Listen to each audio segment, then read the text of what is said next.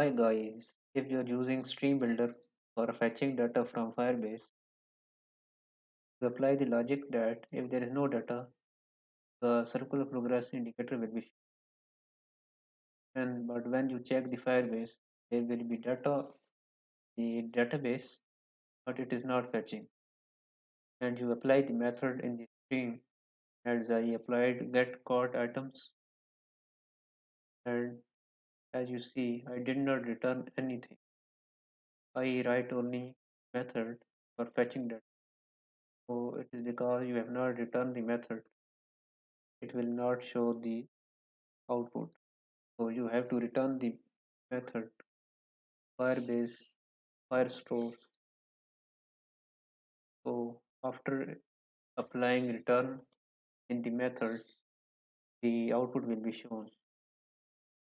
Thanks for watching.